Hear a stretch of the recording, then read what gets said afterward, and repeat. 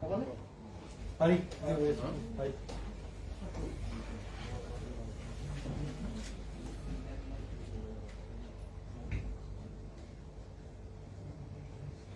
বন্ধুসকল, আজি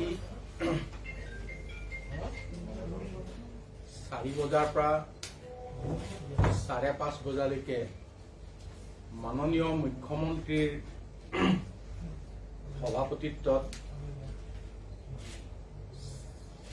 আমাৰ গৃহ বিভাগ, ৰাজহ আৰু দুৰ্যোগ বিভাগ, স্বাস্থ্য বিভাগ, মুখ্য সচিব এই সকলোৰে উপস্থিতিত ৰাজ্যখনৰ সমূহ উপায়ুক্ত, আৰক্ষী অধীক্ষকৰ লগত এক দীঘলীয়া পৰ্যালোচনাৰ অন্তত মাননীয় মুখ্যমন্ত্ৰী ডাঙৰীয়াই কোভিড সম্পৰ্কীয় নীতি নিৰ্দেশনাৰ কিছু সালসলনি ঘটাই নতুন নীতি নিৰ্দেশনা নিৰ্ণয় কৰিছে আৰু এই নতুন নীতি নিৰ্দেশনা অহা সোমবাৰৰ পৰা এসপ্তাহৰ বাবে প্ৰযোজ্য হ'ব আৰু অহা ৰবিবাৰলৈকে দেওবাৰলৈকে বাকী শনিবাৰ আৰু দেওবাৰে পূৰ্বৰ দৰে বাকী কথাখিনি অব্যাহত থাকিব। আমি এই পৰ্যালোচনাত এটা কথা চাইছিলো যে যোৱা 7 দিনত ৰাজ্যখনত কোনকেইখন জিলা, কোনকেইটা অঞ্চল, কোনকেইটা চুবুৰী, কোনকেইখন গাঁও, কোনকেইটা ফ্লেট চহৰ অঞ্চলত ইয়াৰ সকলোৰে পৰ্যালোচনা কৰি আমি চালো যে 10 জনৰ ওপৰত হয়তো কৰবাত 50 জনলৈকে আছে এনে অঞ্চল কিমান আছে য'ত সংক্ৰমণ বৃদ্ধি হৈছে। আমি ইয়াৰ প্ৰতিখন ঠাইৰ নামে সতে আমি পালো। তাত হ'ল 247টা অঞ্চলত এনেধৰণৰ সংক্ৰমণ বৃদ্ধি হোৱা ঠাই হিচাপে চিহ্নিত হ'ল। আমি যদি ভাবো 10 জনৰ কমতকে সংক্ৰমিত হোৱা ঠাইৰ কিমান, তেতিয়াহ'লে 4,581খন ঠাইত এনেকুৱা সংক্ৰমণ হৈছে। তাৰ ভিতৰত আমি 10 জনৰ ওপৰৰ ঠাইখিনি আমি সদ্যহতে নিৰ্বাচিত কৰিছো আৰু এই আটাইখিনি ঠাইতে আমি টোটেল কণ্টেইনমেণ্ট জোন নিৰ্দেশ জাৰি কৰিবলৈ DC সকলক দায়িত্ব দিয়া হৈছে আৰু বাকী 4,581 এই গোটেই অঞ্চলত চোকা দৃষ্টি ৰাখিব, তাত টেষ্টিং সম্পূৰ্ণ কৰিব, ভেকচিনেশ্যন কৰিব আৰু 247 সেই অঞ্চলতো একেই ধৰণৰ ব্যৱস্থা ল'ব। ইয়াৰ উপৰিও আমি জিলা হিচাপে পৰ্যালোচনা কৰোঁতে পালো যে বিশেষকৈ 4খন জিলাত সংক্ৰমণ যথেষ্ট বৃদ্ধি হৈছে: বিশ্বনাথ, গোৱালপাৰা, মৰিগাঁও আৰু গোলাঘাট। এতিয়া বিশ্বনাথ জিলা, মৰিগাঁও জিলা আৰু গোৱালপাৰা জিলাত সোমবাৰে ৰাতিপুৱাৰ পৰা এসপ্তাহৰ বাবে টোটেল কণ্টেইনমেণ্ট হ'ব আৰু বিশ্বনাথ, গোৱালপাৰা, মৰিগাঁও আৰু গোলাঘাট জিলাৰ বোকাখাত সাব ডিভিজন জিলাখনৰ তাত আৰু সাব ডিভিজন বা জিলা সদৰ আছে, বাকীখিনিত নহয়, কেৱল বোকাখাত সাব ডিভিজনত ইয়াতো একেধৰণৰ ব্যৱস্থা গ্ৰহণ কৰা হ'ব। সোমবাৰৰ পৰা এসপ্তাহৰ বাবে টোটেল কণ্টেইনমেণ্ট হ'ব। এতিয়া টোটেল কণ্টেইনমেণ্ট যিখিনি ঠাইৰ আমি কথা কৈছো, তাতে কেৱল যিখিনি অত্যাৱশ্যকীয় সেৱা, সেই অত্যাৱশ্যকীয় সেৱা মুকলি থাকিব আৰু তাৰ উপৰি কেৱল আমি আগতে যেনেকে আপোনালোকে যোৱা সময়ছোৱাত আমি ঠিক কৰিছিলোঁ কেৱল গ্ৰচাৰী শ্বপ গেলামালৰ দোকান আমি পুৱাৰ পৰা 5 বজালৈকে সন্ধ্যা মানে আবেলি 5 বজালৈকে খোলা থাকিব। এই কাৰণে আমি দীঘলীয়া সময় খোলা দিছোঁ যাতে তাত দোকানত কোনো ধৰণৰ ৰাছ নহয়, ছ'চিয়েল ডিষ্টেন্সিং মানি পেলাই সামাজিক দূৰত্ব বজাই ৰাখি যাতে তাৰ অঞ্চলৰ ৰাইজে দোকান বজাৰ কৰিব পাৰে। তাত যদি শাক পাচলিৰ যদি বিক্ৰীৰ ব্যৱস্থা কৰে সেই গেলামালৰ দোকানৰ সন্মুখতে বা গেলামালৰ দোকানৰ মালিকেই সেই ব্যৱস্থা কৰিব লাগিব। তাৰ কাৰণে বেলেগ পাচলি বজাৰ অন্যত আৰু নবহিব। গতিকে এইটো হৈছে আমাৰ এই 4খন জিলাৰ বাবে লোৱা ব্যৱস্থা। ইয়াৰ উপৰিও আমি গুৱাহাটীৰ গোটেই পৰ্যালোচনাটো চাই কামৰূপ মেট্ৰৰ ক্ষেত্ৰত আমি এতিয়ালৈকে যিটো কাৰ্ফিউ আছিল তাতকে আমি অলপ পিছুৱাই দিছোঁ। 3 বজালৈকে সকলো খোলা থাকিব আৰু 4 বজাৰ পৰা কাৰ্ফিউ হ'ব। হাইলাকান্দি জিলাত ইয়াত 4 বজালৈকে সকলো খোলা থাকিব আৰু 5 বজাৰ পৰা কাৰ্ফিউ হ'ব। বাকী যিখিনি জিলা মই নাম ক'বলৈ ক'লেও মই কৈ যাব পাৰোঁ, নহ'লেও যদি ক'ব নালাগে তেতিয়াহ'লে বাকীখিনি জিলাত এতিয়াৰ ধৰণে 12 বজালৈকে আমাৰ খোলা থাকিব আৰু 1 বজাৰ পৰা কাৰ্ফিউ হ'ব।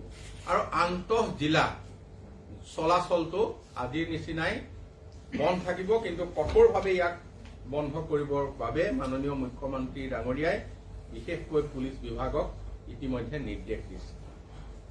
তাৰ পিছৰ বিষয়টো কওঁ যে ভেকচিনেশ্যনৰ কথা আপোনালোকে জানে যে যিটো মেগা ভেকচিনেশ্যন আমি ড্ৰাইভ দিছিলোঁ অভিযান, এই ক্ষেত্ৰত আমি যোৱা 3টা দিনত 21, 22 আৰু 23 তাৰিখে সৰ্বমুঠ আমি 9,84,000 লোকক আমি ভেকচিন দিবলৈ সক্ষম হলো বা ৰাইজে ল'বলৈ সক্ষম হ'ল।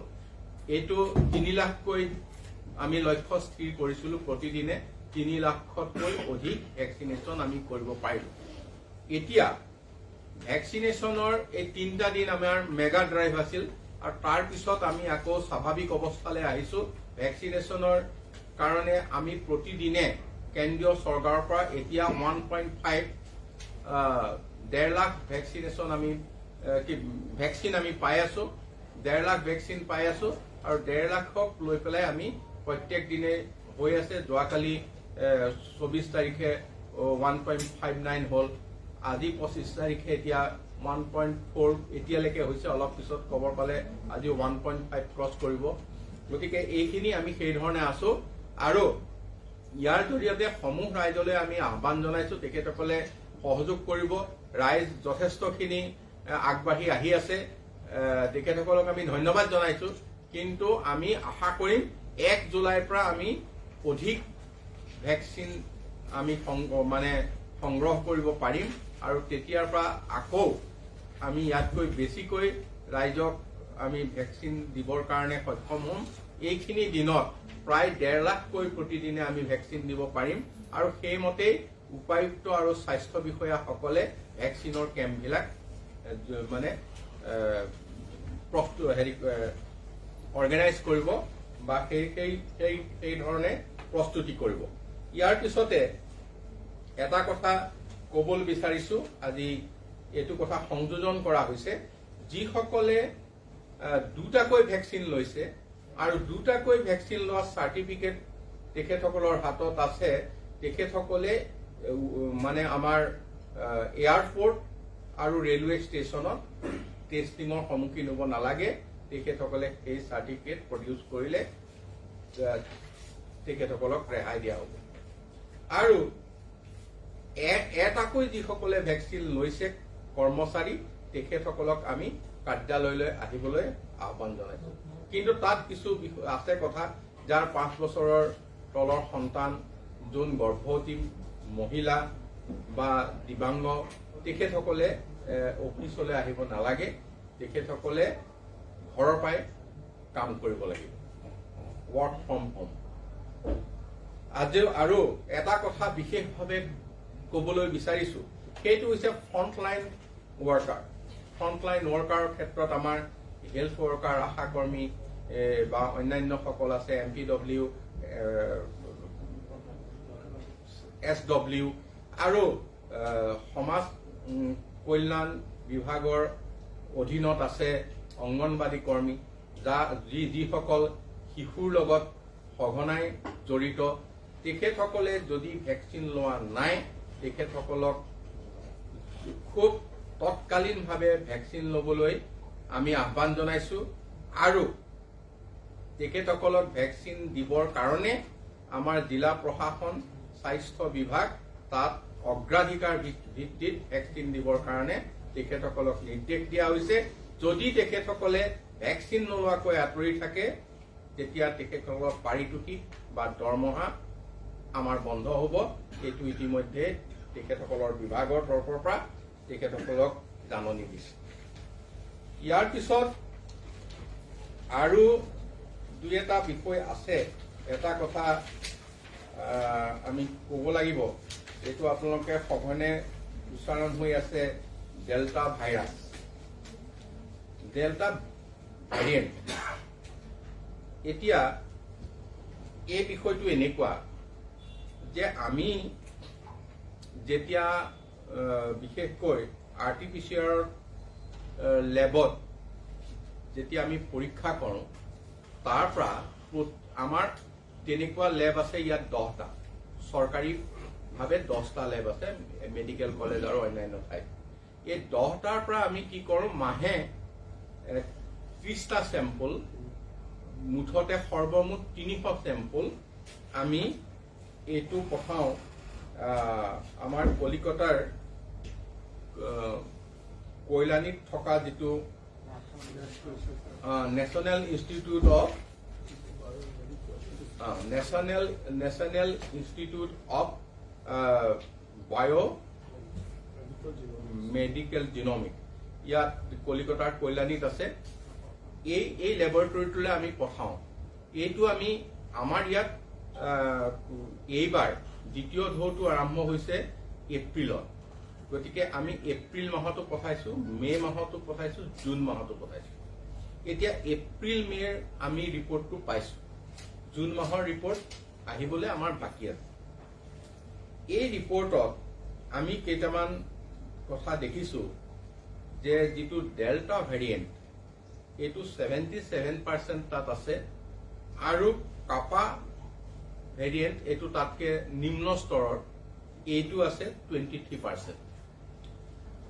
এতিয়া ইয়াত কেইটামান বিশেষ বৈশিষ্ট্য দেখিবলৈ পোৱা গৈছে তাৰমানে য'ত ডেল্টা ভেৰিয়েণ্ট থাকে সেই কেছটো দ্ৰুত সংক্ৰমণ হয় খুব স্প্ৰেড কৰে সোনকালে আৰু হাওঁফাওঁত বেছিকৈ আক্ৰমণ কৰে আৰু বেছি মানে শক্তিশালীভাৱে আক্ৰমণ কৰে তাৰপিছত যিবিলাক মনোক্লনিকেল এন্টিবডি ড্ৰাগছ আমি ব্যৱহাৰ কৰোঁ ধৰক আমি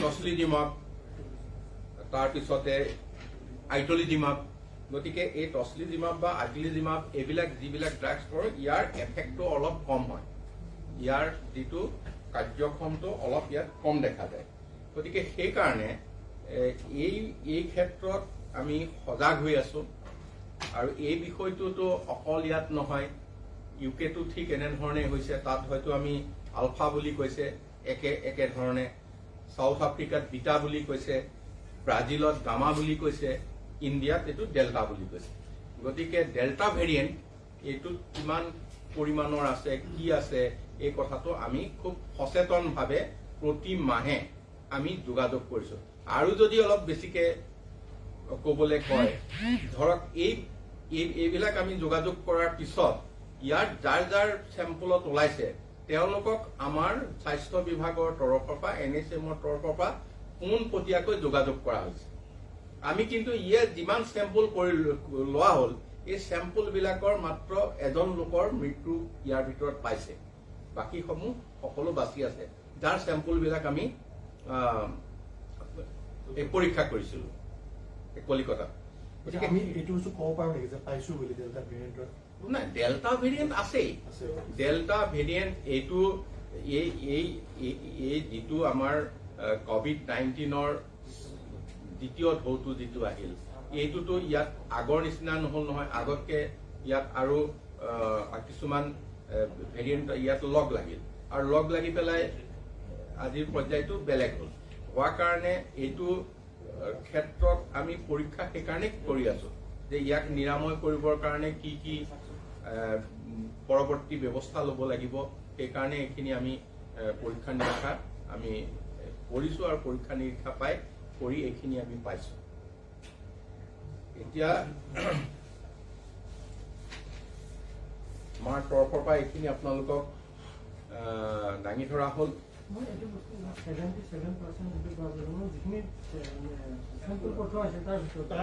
তাৰে ভিতৰত আমি যিমানকেইটা চেম্পল টেষ্ট কৰিলো তাৰ ভিতৰত আমি 77% আমি এই ক্ষেত্ৰত পাইছো, আৰু তাৰ ভিতৰতে আমি আৰু খা খবৰ ৰাখিছো যে এইবিলাকৰ এফেক্ট যদিও এনেধৰণে কোৱা হৈছে কিন্তু কিমান হৈছে।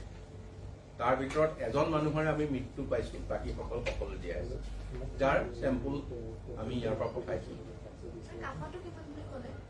কাপাটো 23%, মানে এইটো তাতকে কম এফেক্টিভ।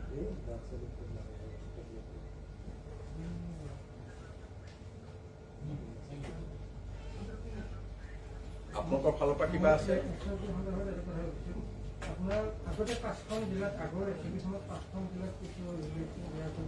এইকেইদিনত আমাৰ লাষ্ট যিটো এছেচমেণ্ট তাত আমাৰ এইকেইখন জিলা আহিল।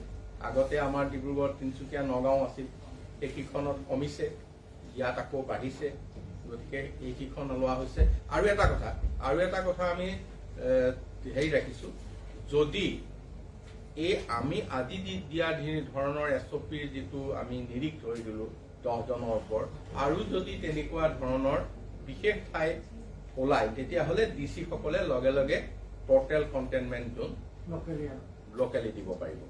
আমি এতিয়া 247 আমি দিমেই, 247টা ঠাইত আমাৰ টোটেল কণ্টেইনমেণ্ট জোন হ'ব, আৰু জিলা হিচাপে 4খনি: বিশ্বনাথ, মৰিগাঁও, গোৱালপাৰা আৰু গোলাঘাট জিলাৰ বোকাখাট চাব ডিভিজন, চিভিল চাব ডিভিজন। গতিকে এইখিনি হ'বই, তাৰ উপৰিও অঞ্চল বিশেষে সেইখিনি।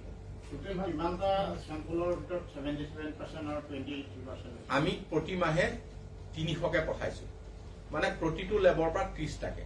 15 দিনত আমি 15টা পঠাওঁ, আকৌ 15 দিনত আমি 15টা পঠাওঁ।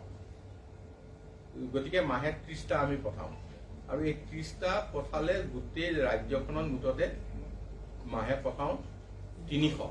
গতিকে 300ৰ মাজৰ পৰা এইখিনি এই পাৰ্চেণ্টেজ।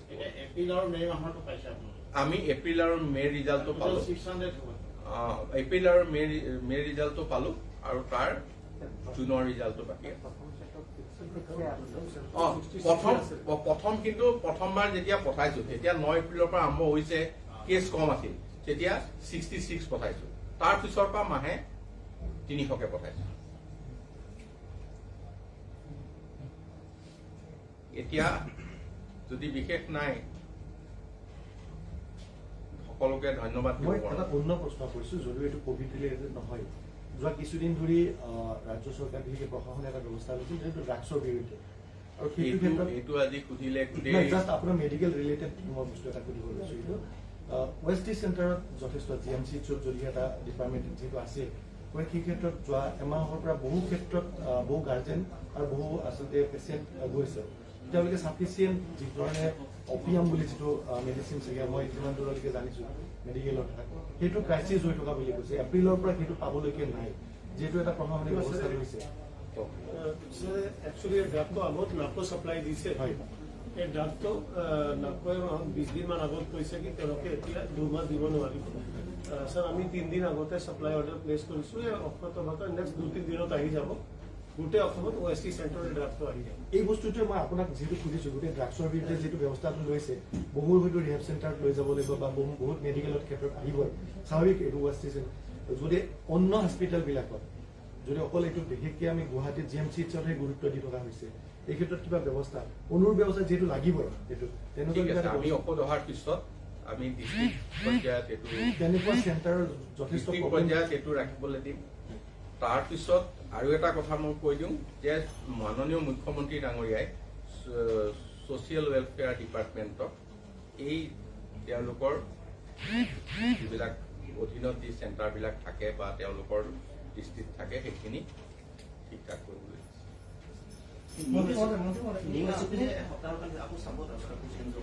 হয়, অহা সোমবাৰৰ পৰা হ'ব এসপ্তাহৰ কাৰণে। যিখিনি বিলাক যিখিনি 5খন জিলাত যে আগতে ৰেহাই দিয়া আছিল 5 বজাৰ সেইখিনি এতিয়া ইনক্লুড হওক, এতিয়া এটা বজাৰ পৰা হ'ব নহয় নহয়, আমি কোনখিনি জিলা ক'লো গুৱাহাটীতো আপোনাৰ 3টা 4 বজাৰ পৰা কাৰ্ফিউ, হাইলাকান্দিত আপোনাৰ 4 বজালৈকে খোলা, 5 বজাৰ পৰা কাৰ্ফিউ। বাকী এই 5খন জিলাৰ পৰা বাকী জিলাত 12 বজালৈ খোলা থাকিব। এই আগত দিয়া 5খন জিলাতো আগৰ দিয়া 5খন জিলাত যোৱা হিচাপে ৰেহাই দিয়া আছিল মাজুলী। নাই নাই, এইটো 5টা নাছিলে, 8টা আছিলে, তাতে হাইলাকান্দি আৰু যোগ হ'ল। যোগ হ'ল।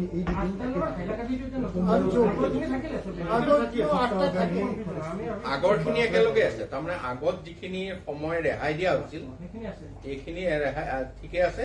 লগত হাইলাকান্দি হ'ল, য'ত য'ত যিখিনি জিলাত যি ধৰণে আছিল আৰু 12টাৰ পৰা য'ত আছিল, য'ত আমি 8খন দিছিলো আগত। এতিয়া টোটেল কণ্টেইনমেণ্ট আপোনাৰ গোটেই ডিষ্ট্ৰিক্টৰ ভিতৰত এটা সাব ডিভিজন আৰু 3খন ডিষ্ট্ৰিক্ট গোৱালপাৰা যিখিনি ক'লে তাত সেইখিনি বাকীবিলাকত অঞ্চল ভিত্তিক 247টা পইণ্টত হ'ব। এই জিলাখনৰ 247টা পইণ্টো তাৰ ভিতৰতে ইনক্লুড হ'ব সমাজত।